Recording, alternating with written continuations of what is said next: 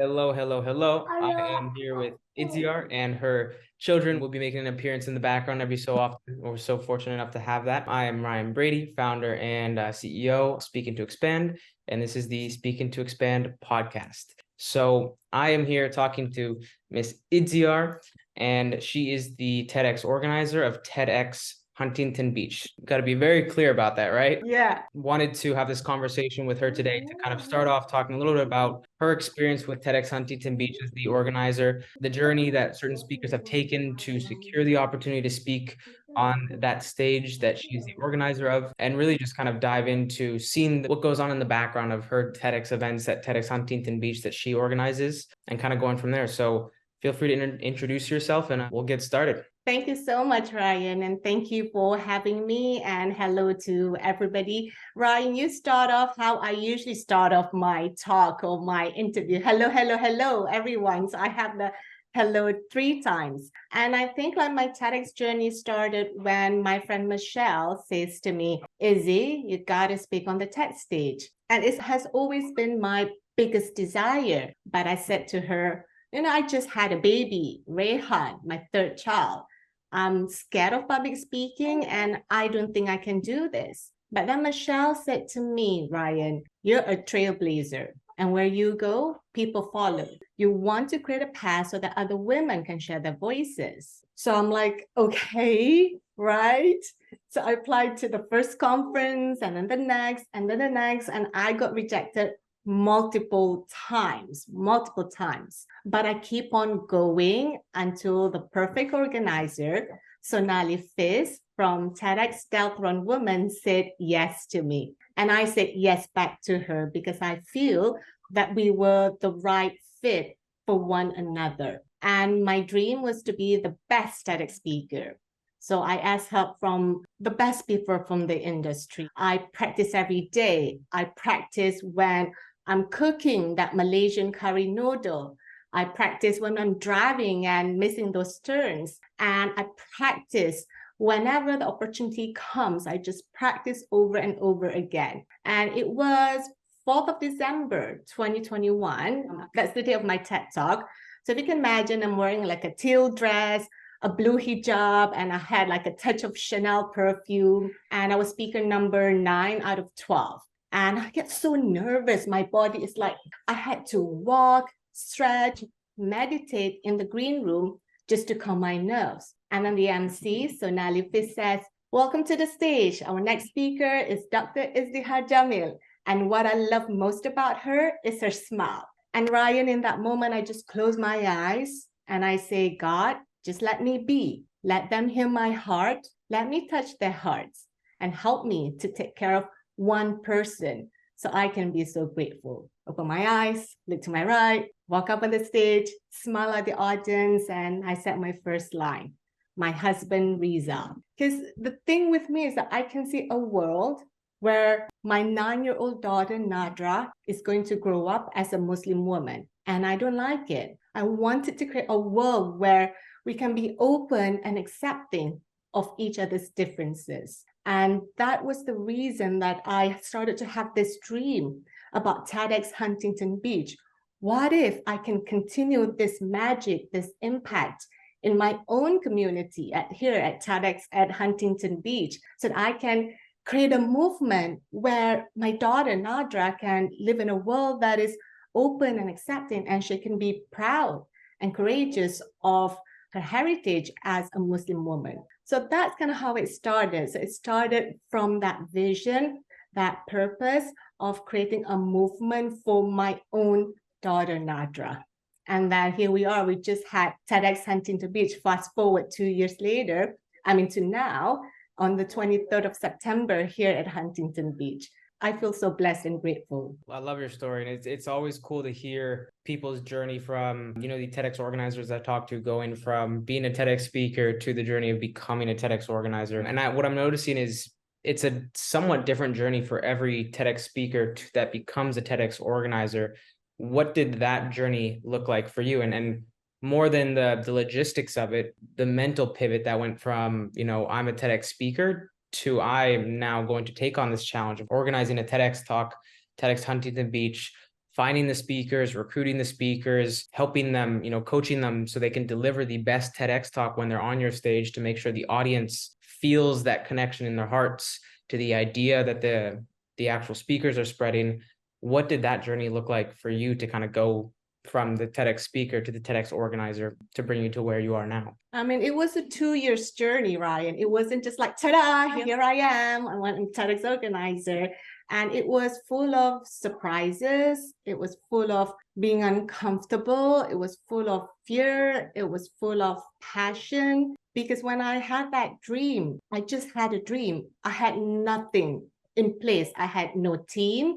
I had no money to organize that event. I had no speakers. I had no venue. I had no sign. I had nothing to start off that journey. So it literally was starting from zero. And whether or not having that courage or that balls to put yourself forward, right? And I'm like, who's going to follow me? Nobody is going to come. What if they don't come? What if I suck at it? What if this? What if that? Just so many noises here. And then it started off with having the right people around me to support me. So I work with Irena Ferguson. She's also one of the TEDx organizers. She was the one that had the licensee for TEDx Deaf and Women, where I spoke at, and she guided me into the step-by-step process. So it's so great, Ryan, when you have someone that's going to hold the space for you, and then kind of like moving forward with, you know what, I'm going to create my own rules here. I know TED has their own regulation. I have to make sure that we're in alignment with that. But this is how I want to play. This is how I want my team to look like. This is how I want the championship day to look like. These are the people that I want. I don't want a lot of team members. I just want the special forces, the Navy SEALs, the Green Beret. I just want the best of the best in my team. And I want the best of the best for the speakers. And more importantly, yes, the speakers, number one, they have to have a really unique, different, or specific idea. But number two, equally as important is that their character. Can I trust this person? Because when you come into the container, is a safe, sacred, and intimate container of TEDx Huntington Beach. So can I trust this person? Is this person going to stand to me shoulder to shoulder? We're only as strong as our weakest link. So it kind of having started with that and the vision and intention of these speakers. TEDx Huntington Beach will only have one thing, and one thing only that we play is the vision of possibility. It's not about their business. It's not about promoting their brand. It's not about their book. It's none of that. It's about the vision of possibility that's going to make an impact to the community. I want to create a world for my kids. And I also want to create a legacy. When we watch the talk 100 years from now, when I'm no longer here, I just hope that this is going to touch their hearts. They're going to feel like, oh my God, I got something out of this. That's beautiful. And for you, what was, I think a lot of people, even myself, you see the TEDx organizer and you see them and it's almost like kind of intimidating, right? It's like, wow, they're the organizer. But then you hear stories like yours and you realize they went through all the same stuff that you go through when you're, making that decision to even speak on the TEDx stage. In your case, TEDx Huntington Beach, and the TEDx talk you spoke at before becoming the organizer of said TEDx talk. So what did your journey look like as, a human? What did your story look like that led you up to become that person that first spoke on that TEDx stage? What did that look like for you? I think there was a lot of failures, because again, I applied multiple times, right? But that is also that commitment and that passion to the dream, to the vision that is way bigger than the failure. That kind of like made me step fast to like going through the journey, asking for help, because I was trained by the best, because I want to be the best TEDx speaker so that when I speak, people can look their eyes away from me. Because otherwise, what's the point? I'm like there, nobody's listening. So I wanted so that people can't take their eyes away from me. So I had to train really, really hard from the best, by the best storyteller, the best body movement coach, the best of everything. Because I don't like public speaking. I just don't. It just scares me. I'm not comfortable with it. It's just like, but it's one of the things that I had to hone in this instrument so that I can deliver a message. The same with TEDx Huntington Beach. I emceed the event because I wanted to create a safety and connection with the speakers when they speak on stage. Because when I introduce the speaker and share a little bit of story about them and look at them, I want them to know that I have your back, that I'll take care of you. All you have to do is just share your story. So it takes the same way my speakers were practicing is the same way that I was practicing. Like in the background, I was rehearsing, and we rehearsed for 6 months over and over and over again. One of the biggest tips I can give anybody is that you got to be coachable, because TED Talk is different. It isn't like the keynote speech. It isn't like what you present at your client. It isn't like what you present at the corporate world. It's different. It's meant to teach a new lesson that people don't know about. It's not about inspirational. It's not about motivation. Talks now are getting shorter and shorter. Our TED Talk averaged between 7 to 8 at TEDx Huntington Beach. So you got to be like really intentional about things. I think like also being brave, being bold, to hold on to my vision. This is what I want, and this is how we're going to play. Holding the standards, and then everybody play to that standard with courage, with confidence, with passion and commitment. It's a whole new ball game, Ryan, that when we had at TEDx Huntington Beach. That's awesome. And I think it's cool to hear the background that goes into all of this entire process for yourself, and kind of what you do for all the speakers. Do you want one of your kids to be a TEDx speaker? I can hear them in the background. Maybe they want to be one. So going forward, are you going to, what does the path forward look like for you as the organizer of TEDx Huntington Beach? Are you organizing the next one? Have you thought of moving on to something else, or where do you plan on going with this journey of TEDx and yourself? So we're just wrapping a couple of things from TEDx Huntington Beach on the post-production site checklist with TED as well. And then I'm going to hibernate for the rest of the year. It was a lot of work. Contrary to the people's belief, TED organizers, we do this voluntarily. Is a philanthropic move for me and my community. We got paid zero, and TED gave us zero budget. So that means I have to produce everything that needs to produce, from the money, from the speakers, from the team to generate the event. So it was a lot, including coaching the speakers. And it was incredible coaching the speakers, the journey that they go through and the journey that I go through to reveal my character and their character. And I think like for me, just to hibernate and reflect on what we learn, what works, what doesn't work, and then making a decision and moving forward in 2024.